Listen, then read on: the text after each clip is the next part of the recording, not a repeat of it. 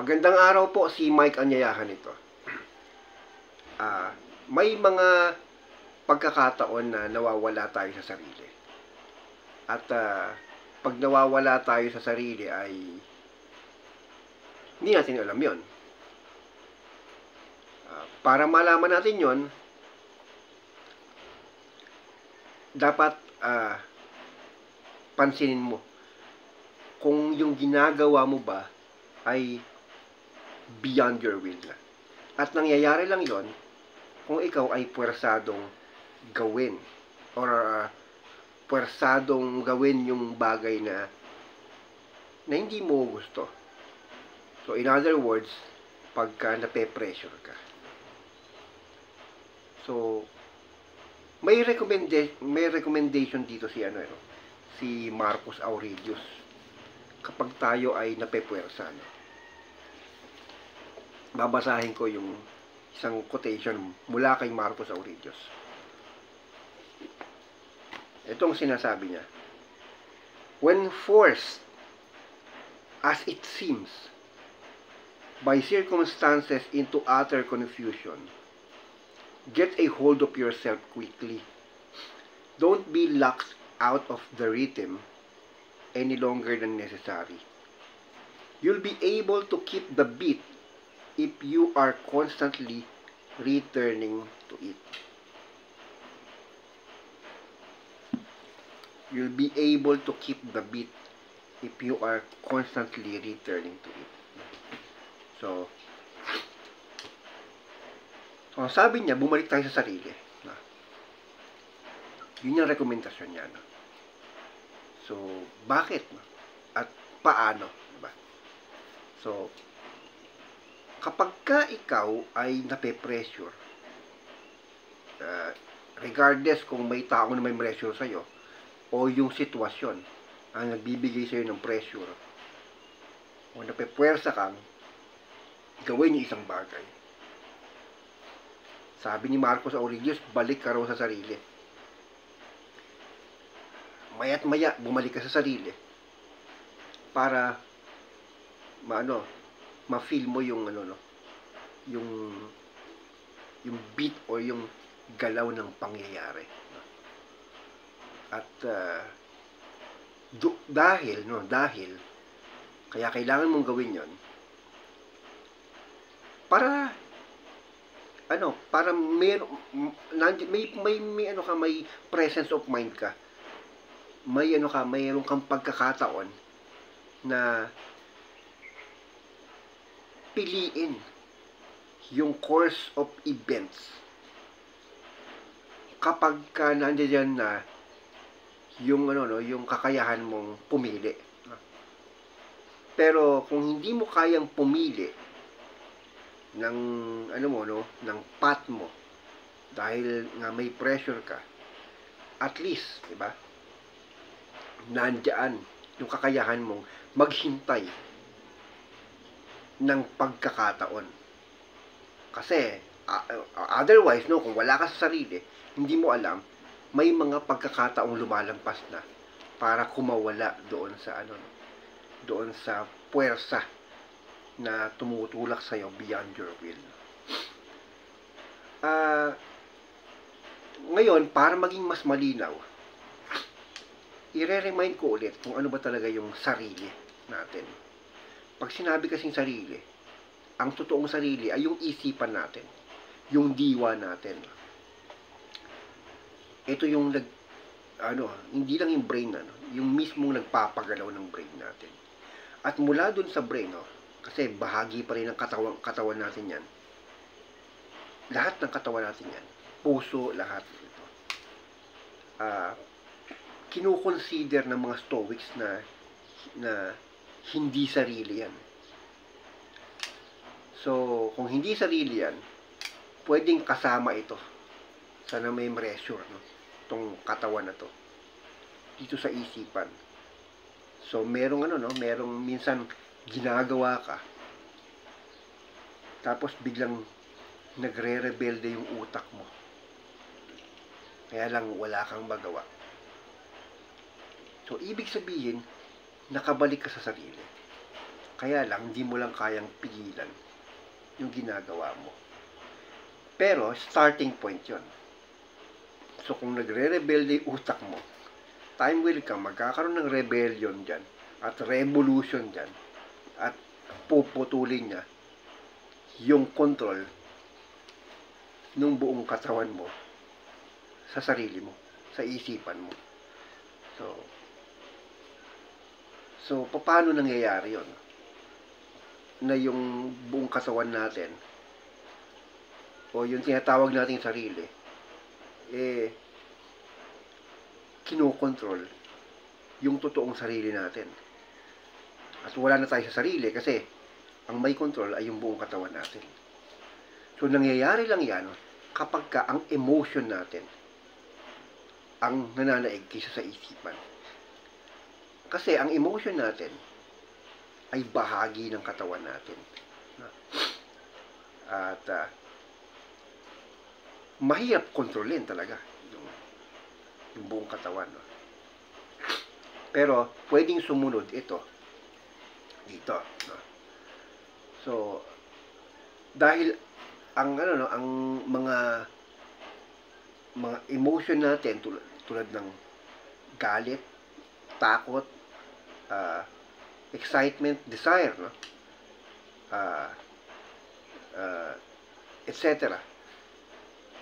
ay yung namamagitan sa isipan at katawan natin. And yung emotion na yan, yung mga emotions na yan, o mga feelings na yan, sila pa yung spokesperson, yung parang nagre-represent ng katawan natin. So parang mediator nga siya, pero nagre-represent ng katawan. Hindi siya bahagi ng isipan. So dapat na babalanse mo yan. So makakabalik ka sa sarili kapag ka napapansin mo yung emotion mo yung kumukontrol sa'yo. So paano mo nasasabing may pressure or may force na tumutulak sa'yo? Siyempre kapag natatakot ka. Ganun din kapag nagagalit ka. So hindi lahat ng lahat ng pumipwersa sa atin ay gumagamit ng takot. May iba gumagamit ng galit natin. So, example, ako gusto ko itulak mo yung, or gusto ko awayin mo yung isang tao. So, imbis na akong awayin mo. Mangyayari lang yan pag pinagalit kita. Kapag binuyo kita. Pag binuyo kita para awayin yon, sabihin ko sa'yo, yung tao na yun, itong sinasabi sa'yo, ganyan. So, magagalit ka. Pag nagalit ka, gagawin mo yung mga bagay laban doon sa tao na yon. Pero sino ang pumuwersa sa'yo? Ako, di ba? So, nagalit ka. So, walang pinagkaiba yan sa tinakot kita. Sabihin ko sa'yo, babariling kita kapag hindi mo tinulak o inaway yung tao na yon. Takot naman yun, di ba? O paano ngayon kung gamitin ko yung isang klase ng emotion, yung desire. Sabihin ko sa'yo na awayin mo yung tao na yon. Bibigyan kita ng napakaraming pera. Awayin mo yung tao na yon. Pero yun yung puwersa na hindi mo malalaman na puwersa pala. Yun yung pressure na hindi mo malalaman na pressure pala. Kasi pinili mo yun. Ang lakas nun . So, ang lakas, yung pinakamalakas na puwersa o pressure na kalaban ng ating free will o sarili ay yung desire.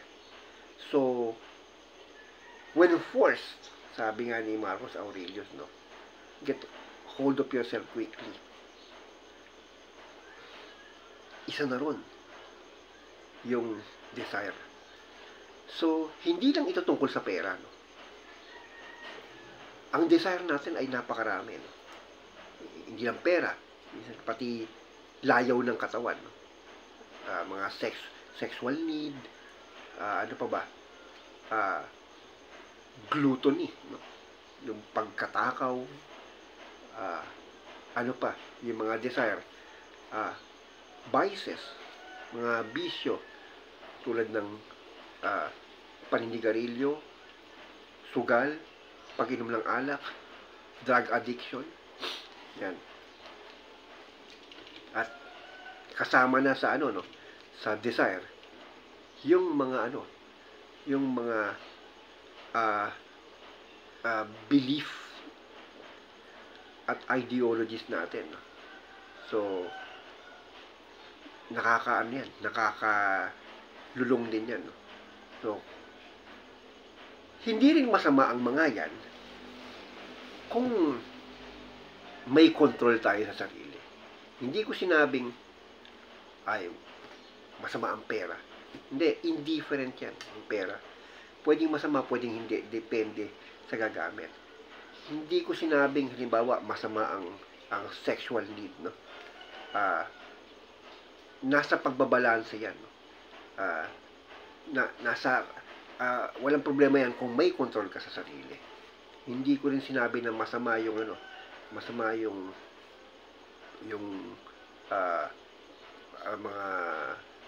definitely yung mga bisyo, no? Bisyo. Pwedeng masama o hindi. Kung naninigarilyo ka.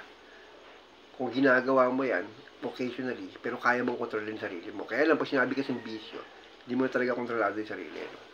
So, yun, exception doon sa bisyo. Pero sa mga political ideologies, religious beliefs, lahat yan, bilang isang stoic, tolerant ako dyan, no? So, it doesn't matter kung anong belief nyo o ano man, as long as nandoon ka sa sarili, may control ka sa sarili. Parang anytime, pwede kang kumawala kung tingin mong mali na pala. So, yun yung sinasabing control sa sarili. Pero wala kang control sa sarili kapag ikaw ay napoposes na ng mga desire na yon. Napoposes ka ng pera, napoposes ka ng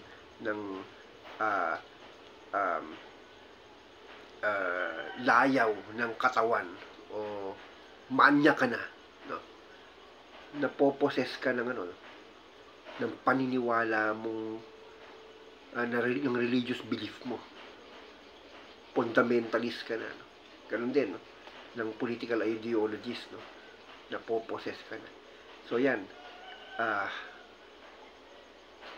balik ka sa sarili mo. So pag bumalik ka sa sarili mo, presence of mind, ibig sabihin nun, maging aware ka na ito ay hindi ikaw. ito ay external forces na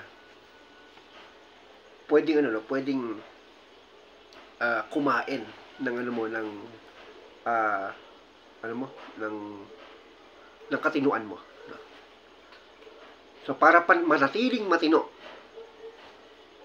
sabi ni Marcus Aurelius, dapat maya't maya bumalik ka sa sarili. Hindi mo man makontrol yung mga bagay-bagay na yan. Ang importante, makabalik ka sa sarili. Kasi pag lagi kang nasa sarili mo, may pagkakataon na ma-correct mo o makawala ka doon sa bagay na kumokontrol sa'yo pag nagkaroon ka ng pagkakataong kumawala doon. At mangyayari lang yon kung mulat ang iyong mata. Pero kung ikaw ay nabubulag or wala na sa sarili, maraming pagkakataong lumalampas na hindi mo namamalayan. Mga pagkakataon na dapat kumawala ka doon sa puwersa na yon.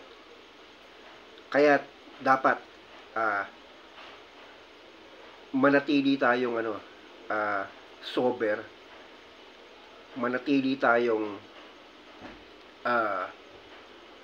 aware conscious o mulat, maging kontrolado man natin ang bagay-bagay o hindi.